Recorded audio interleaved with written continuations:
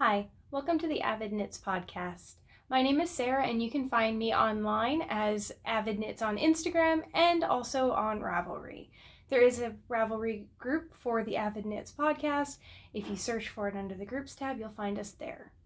Today is Thursday, September 12th, and it is hot in Houston, but it seems to be tapering off a little bit. Our sunlight isn't quite as strong as it has been, which is a great relief for me, and I am so excited. Hello to all of the new viewers. There are quite a few of you. We are very close to hitting 100 subscribers, which is super exciting. I can't believe there are 100 of you that sit there and watch me. Thank you for spending time with me. If you're a returning viewer, welcome back. For those of you who are returning, you will know that last week was the 6th anniversary of my first husband's passing, I guess.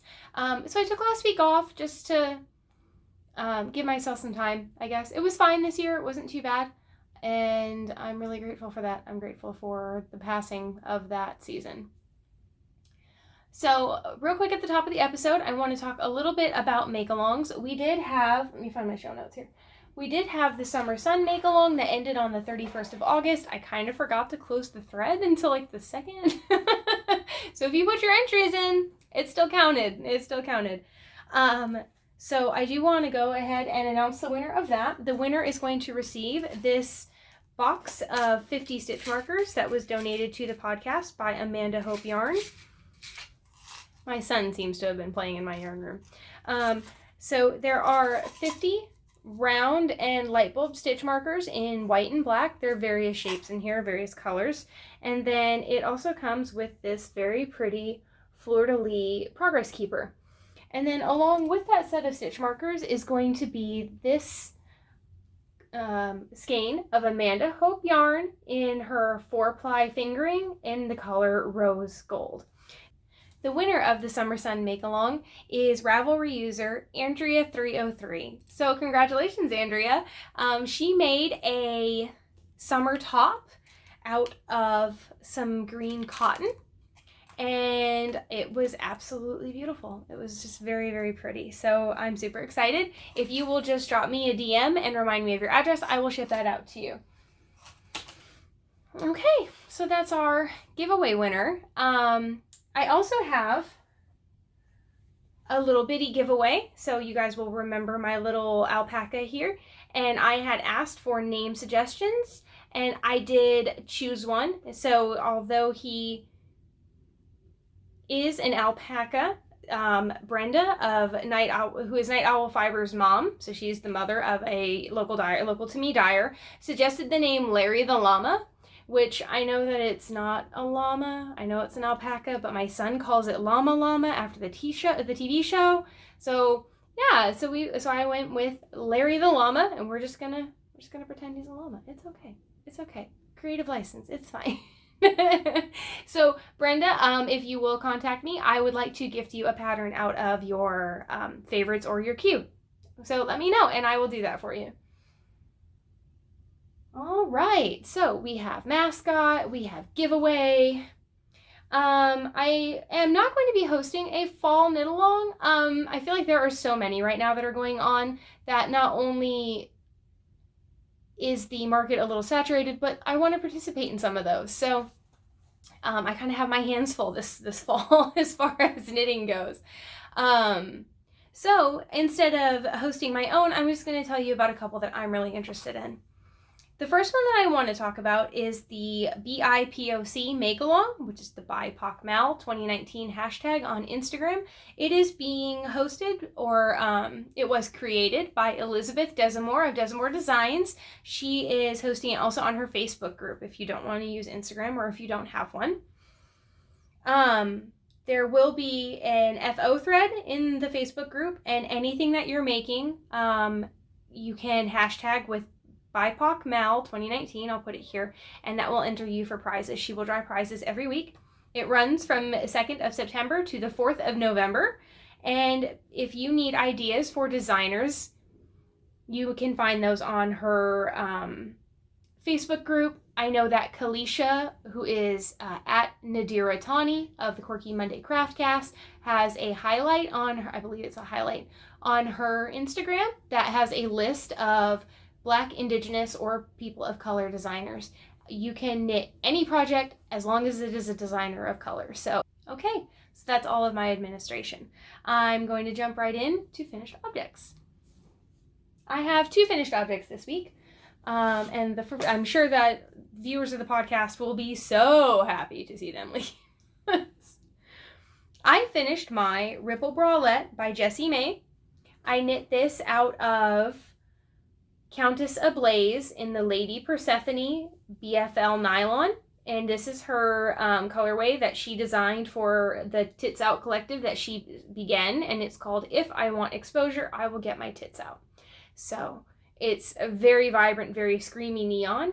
To be absolutely honest, I love it. However, because I am a little busty, I'm finding that the bottom ribbing, the bottom hem is not cinched in enough. I could have gone down a lot. The BFL nylon stretches a lot more than what I was anticipating that it would.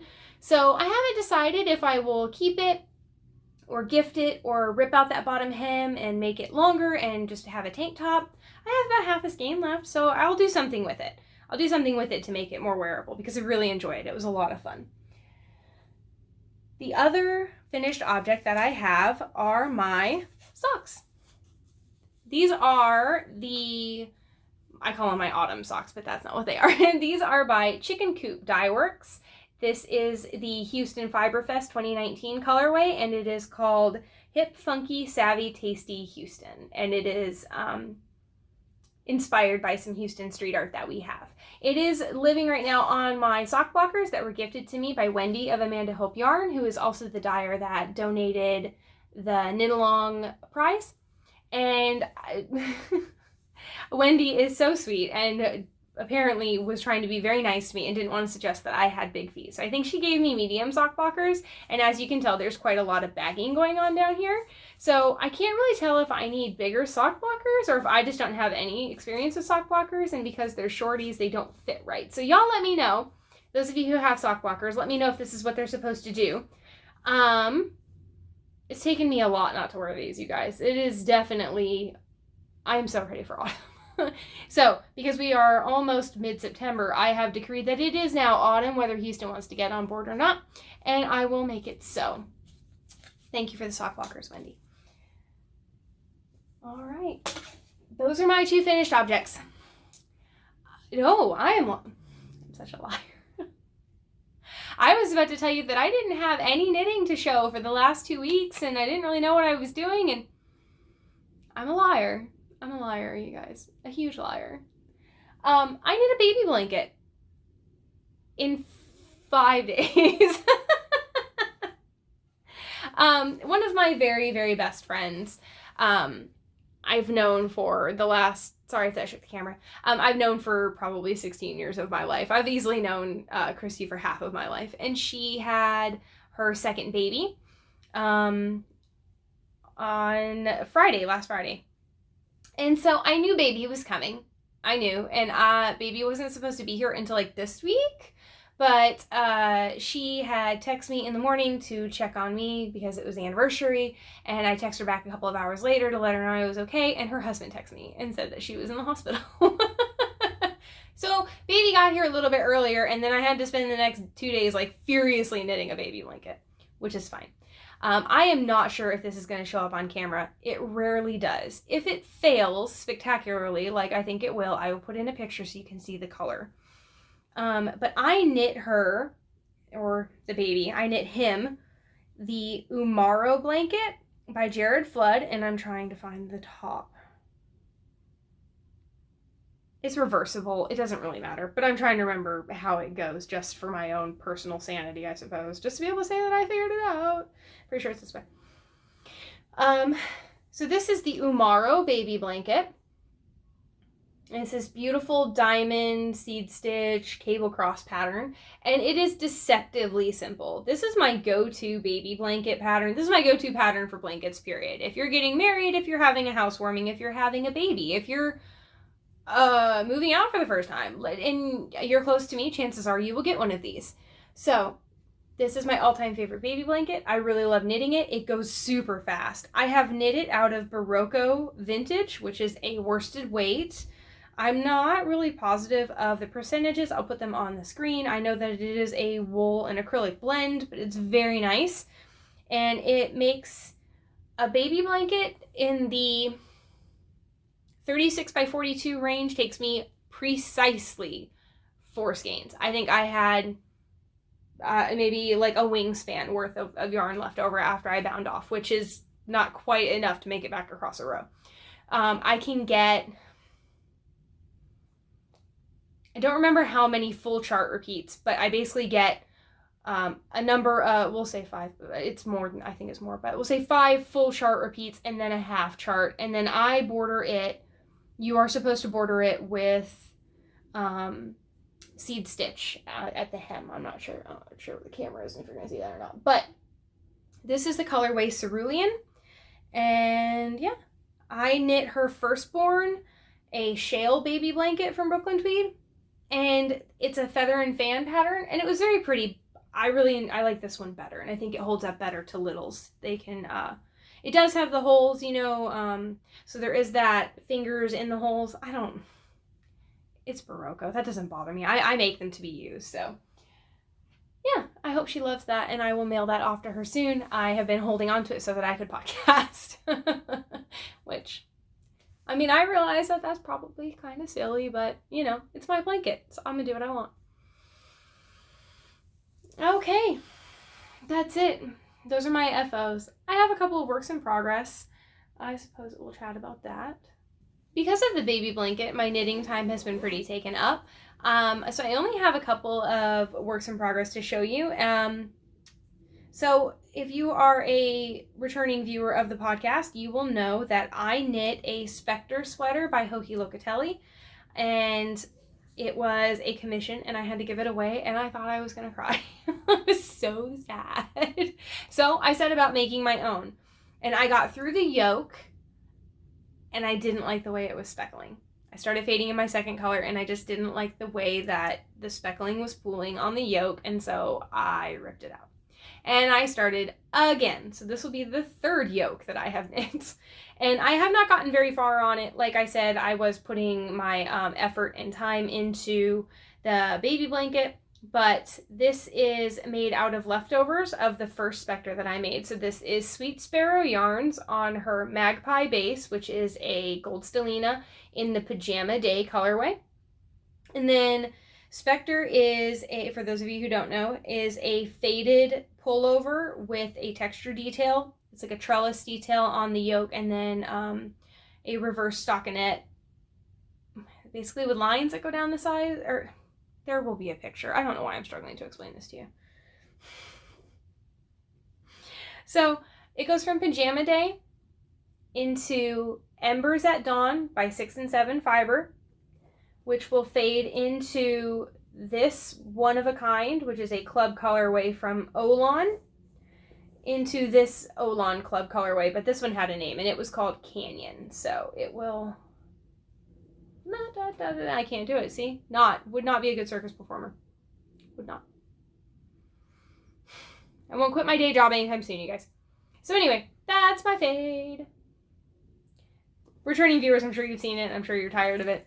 It is living in my Magpie bag from Fat Squirrel Fibers. This is her sweater size. And I love it. I got a lot of compliments on it. So my other work in progress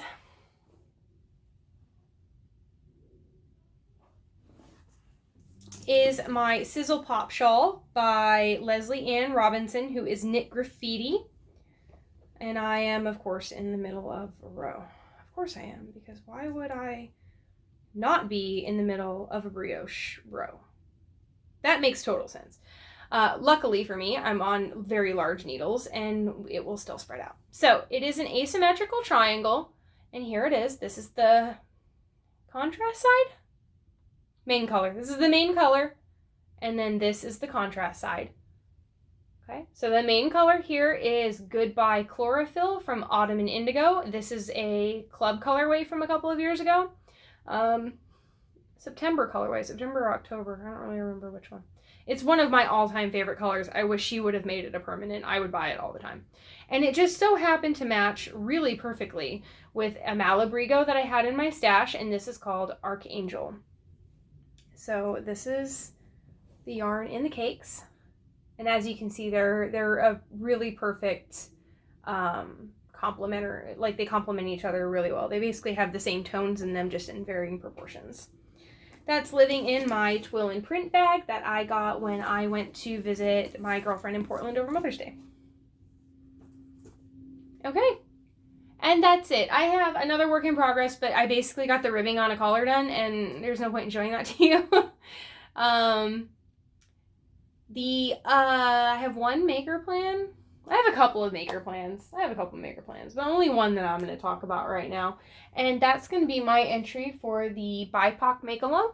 And I am going to do the Ripple Crop Top by Jessie May. I enjoyed the bralette. And I enjoy the way that it looks and the way, but the fit was a concern that I had because of the type of yarn that I chose. So I thought that a crop top would be something that I would probably wear a lot more. And I have 2 skeins of this really beautiful, beautiful green in my stash. This is Black Trillium Fibers on their Lilt sock, and this is the colorway Nile. And I bought this is deep stash. I bought this from Serial Knitters in Seattle, Washington. Late 2015, early 2016. It's deep stash. So I'm really excited to finally use that. I'm trying to knit from stash a little bit more. So my Spectre is pure from stash. My Ripple crop top will be from stash. My Sizzle Pop was from stash. I have a couple of plans. I have a stripy sweater that I want to make from stash, but I have a couple things on the needles that have deadlines right now. So I guess supposedly those things take precedence or something. Let me see. Let me check my notes here.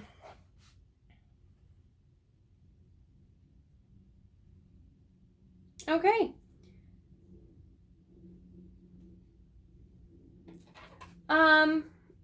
Yeah, so let's chat. What have you guys been up to lately? How's your day going? How's your week and your fall? Are you sick of pumpkin spice lattes yet? I don't understand why they brought it back so early. Like, don't get me wrong, I like pumpkin spice just fine. No, that's a lie. I like the flavoring. I don't really like lattes. I don't love milk. But what I have discovered, for those of you who maybe like coffee a lot but don't love the Starbucks syrup milk concoctions that they make, because it's more like a dessert than a coffee, if you want to be honest.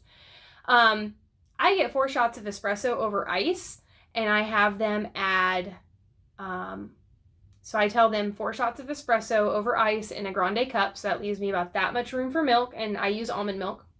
And I have them put in 1 pump of pumpkin sauce. And it's just enough to give you that pumpkin flavor, but you're still drinking coffee. I'm an espresso kind of person. I really like the flavor of coffee. Like, that's what I'm after. Although I do have to tell you that I got a cinnamon spice cold brew from Panera today, and it's pretty good. They put a little too much cream in it for me, but that's just a personal preference.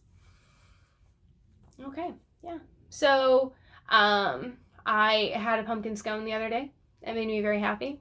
Our locations are always sold out. I might get one a year. So, and then like the last couple of years, my one a year has been really hard and kind of, I like a scone you have to dip first.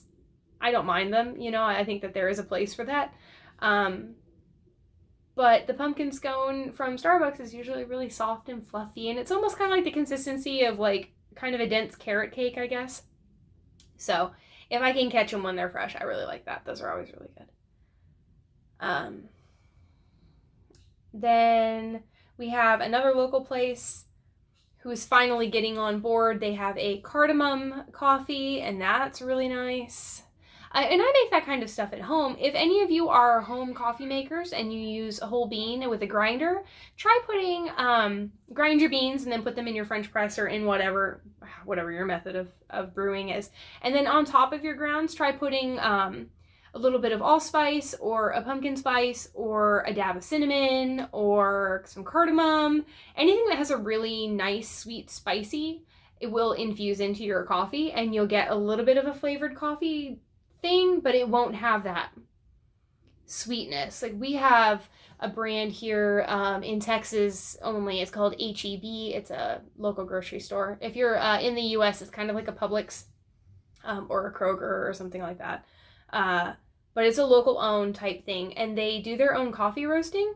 They have a really wonderful smelling pecan coffee, and it's really great. But the problem with it is that it's I don't know if I want to say an imitation flavoring. That's kind of what it seems like, is that they coat the beans with this like flavoring, and it's really sweet and like really imitation heavy. It's just, I don't know. Y'all know what I mean. This is not natural pecan stuff. Okay, there are no pecans in your coffee. Yeah. So the last couple of weeks, I won't lie to you, have been a little bit rough.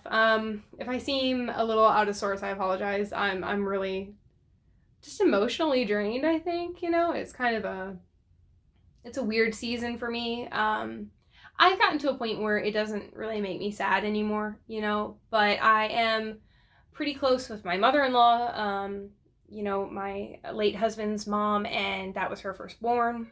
They live in Puerto Rico.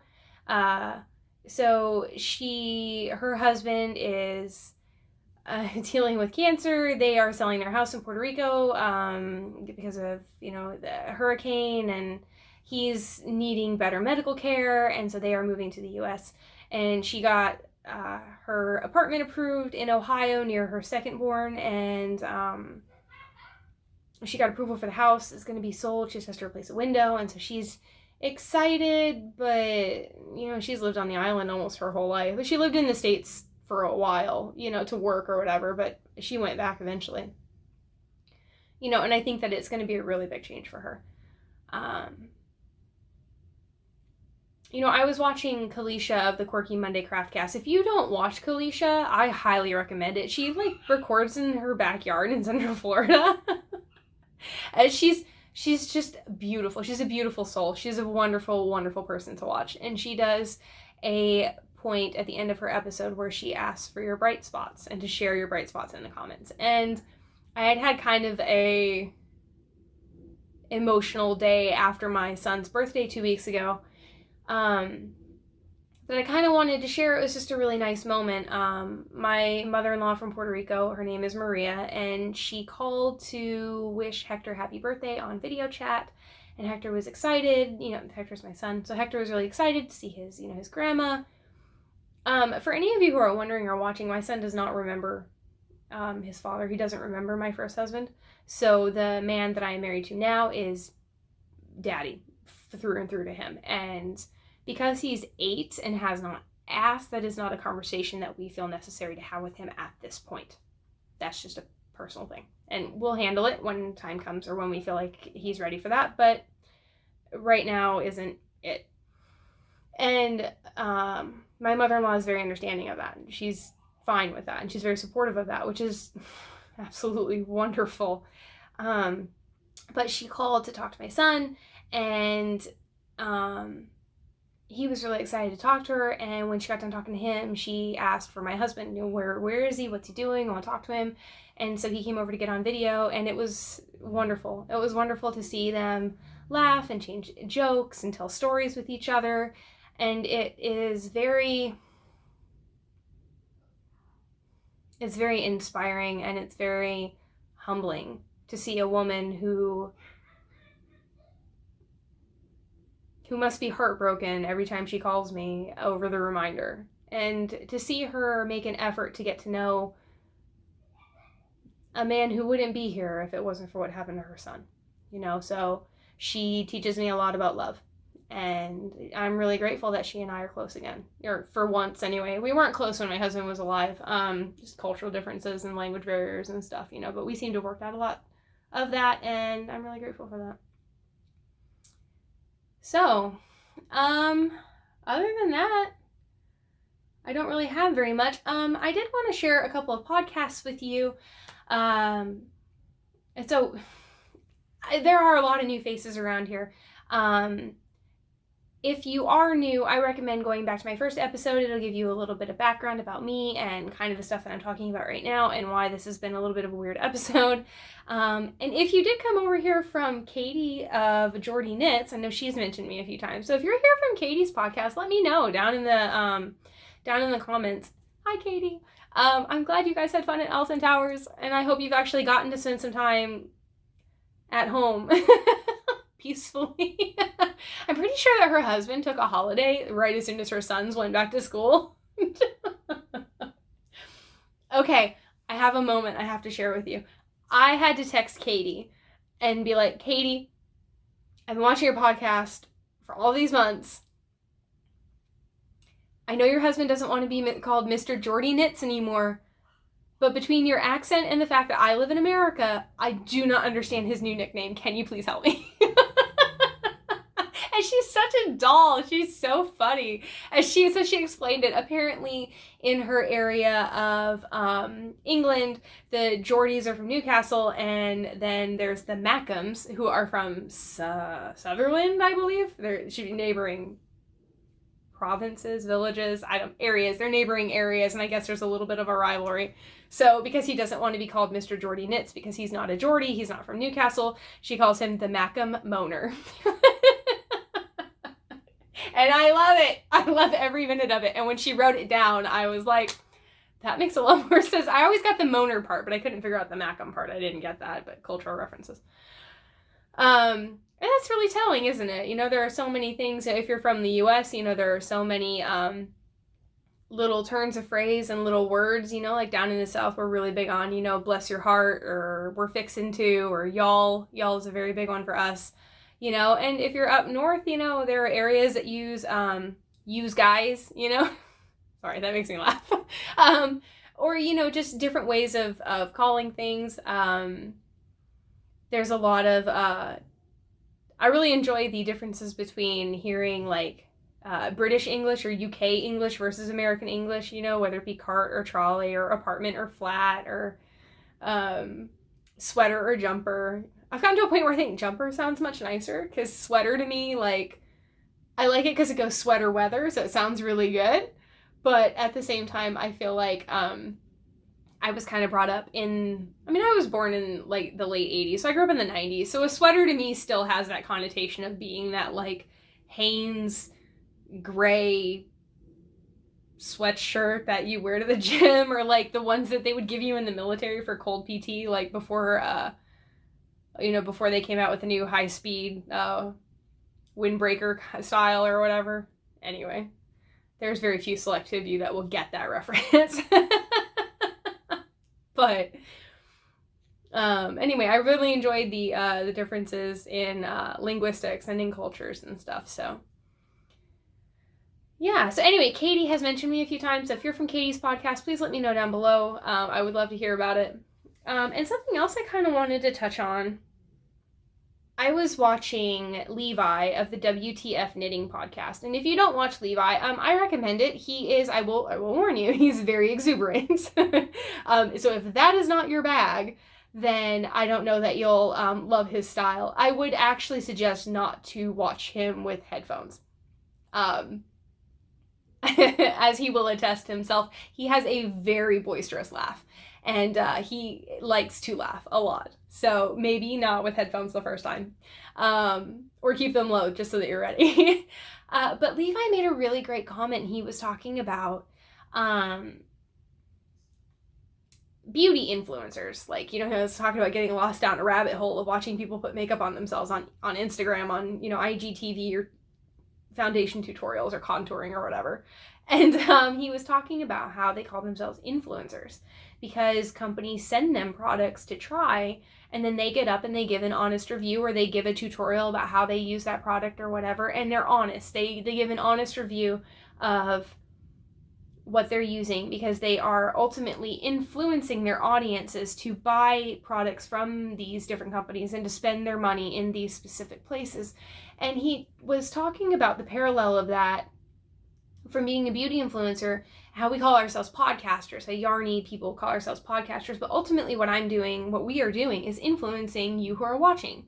Yes, it's entertainment. Absolutely, it's entertainment. And it's connection. I don't have a lot of knitting friends in my area. It's nice to be able to sit here and chat with you guys and engage with you in the comments and feel like I'm a little bit,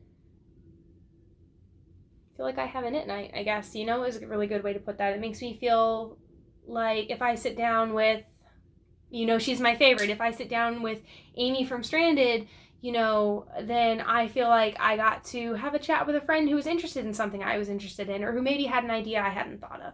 And, when that person takes a week off of podcasting, Amy, it's like your friend not coming to knit night. And it was still nice. It was fine, but you miss that, So podcasting in the knitting industry world, whatever, in the knitting world comes with the added bonus of creating friendships and networking and community and that kind of a thing. But at the same time, if I sit here and I tell you, this is my favorite yarn I've ever used, it's beautiful, look at this, if you like the color, blah, blah, blah. If I really rave about this, you are more likely to click on her shop and say, oh, geez, that's really pretty. I bet I could find something I like too. And it doesn't happen for everybody, and you don't always have to buy what I suggest or anything like that. But if I were to come on here and tell you that I absolutely think it's terrible, if you hear that opinion from more than one person, especially for those of us who live in areas that are not super knitting or yarn, don't use yarn or wool, or wow, that was nuts. I do not live in a knitting climate. My yarn stores cater to a different type of knitter than I am. In a lot of ways. A lot of my yarn stores have a pretty conservative price point, which is fine. I'm down for that. I have nothing wrong with commercial or anything like that. A lot of them run in plant fibers, cottons, linens. They run in very commercial acrylics yarns because you do, it tends to be, in my area, it tends to be an older generation thing, a lot of gift knitting, and hot weather. So I don't need rustic 100% American Rambouillet, Brooklyn tweed, $20 for 130 yards, and I don't need that type. I have no use for that type of wool on a grand scale if I'm a yarn shop owner, right? Like I might have 5 or 7 people who come in and really appreciate indie, but the bulk of my clientele is probably not those people.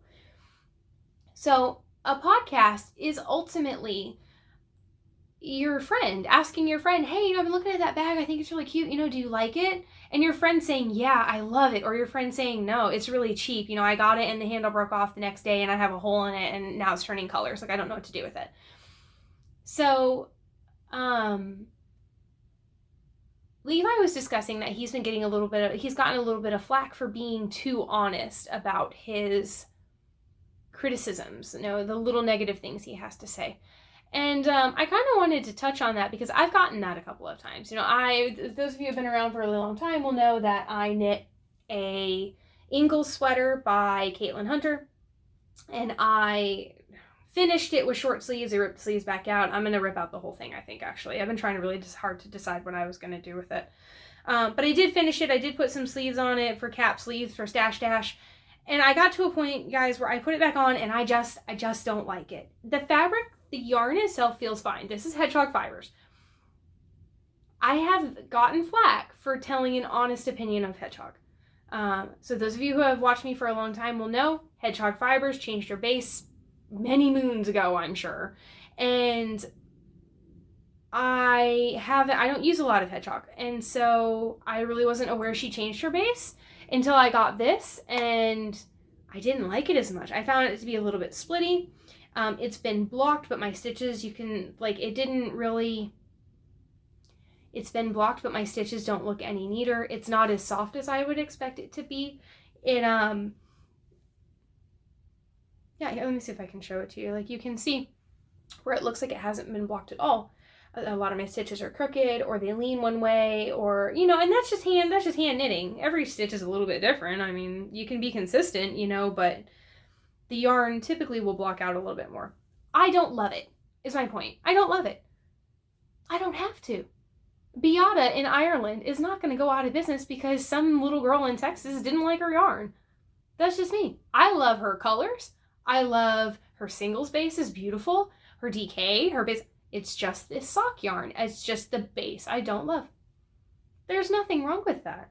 There's absolutely nothing wrong with that. What would be wrong with that is for me to say that Hedgehog Fibers is so popular and everything she does is wonderful and it's amazing, and then you get it and you're like, well, dang, she was on point about X brand and X brand and X brand, but this one is terrible. I don't know why she likes it.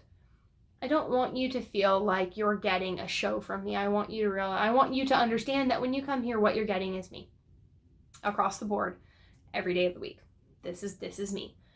And if I'm going to discuss things with you, such as where to put your money or give you a suggestion of where I like to put my money, or, I try really hard to make those things line up with my values and be consistent. So anyway, I was just kind of a thought that he provoked or that he brought up. And I really appreciated the viewpoint of, although podcasting might somewhat be for entertainment value, at the end of the day, if I'm dishonest with you, I'm going to do you a much bigger disservice than to say something that maybe you didn't agree with off the bat. Some of you may love the new 90-10 hedgehog base. Good for you. I'm glad that it works for you. My style of knitting or my gauge, it doesn't. I am going to take that same sweater, however, I'm going to take that yarn out and then I'm going to go down a needle size or two. And I'm just going to knit something else and see if that gives me a better fabric that I like. The yarn itself is beautiful. I've washed it and blocked it and the black didn't bleed. It's good stuff. It's just not my favorite base and I liked the other one better. No big deal. So, yeah, that's kind of my soapbox for the day. That's my thought process for the day, I guess. I'm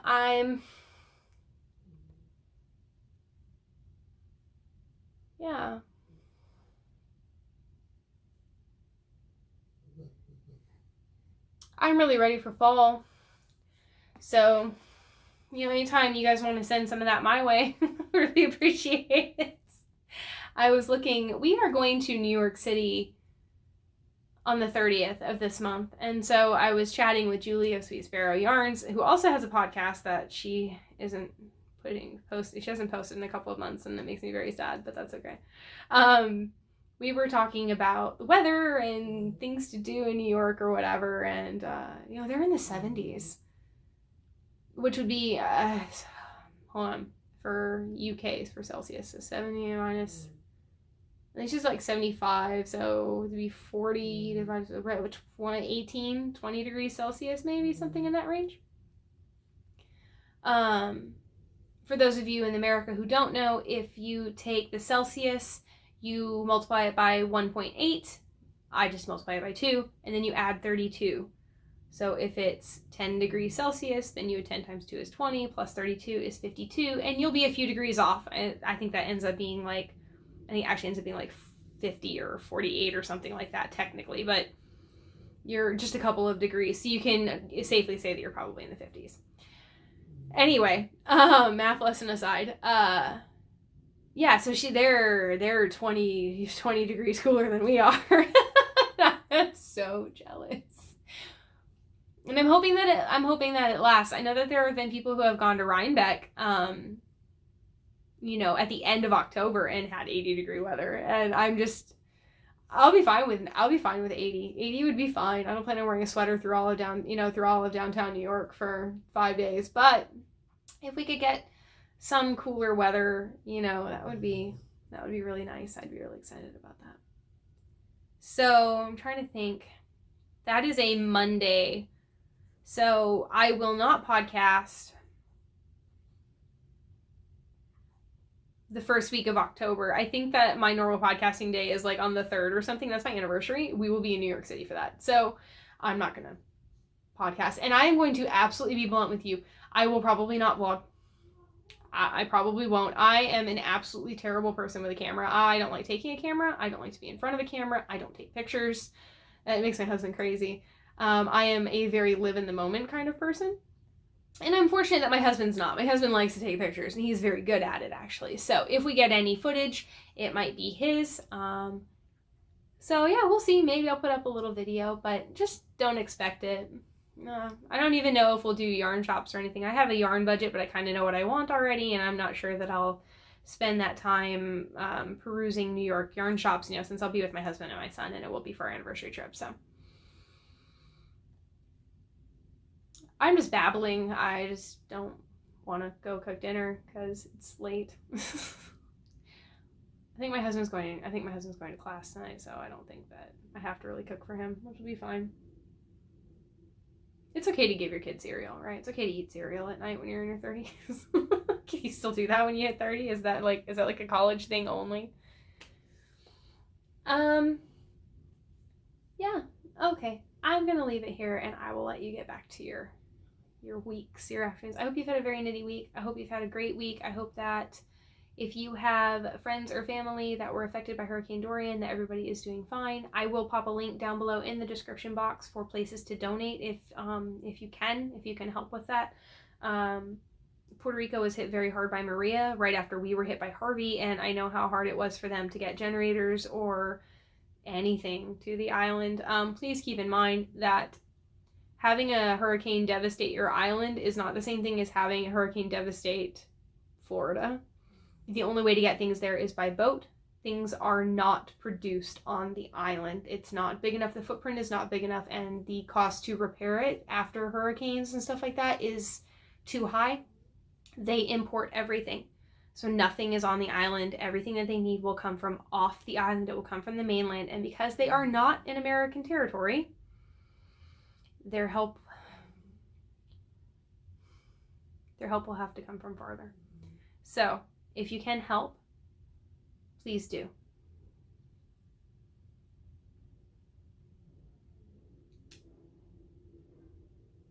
Yeah, I'm not gonna touch that. I'm gonna leave that right there. Okay. Thank you so much for watching. Thanks for hanging out with me. I will hopefully see you next week.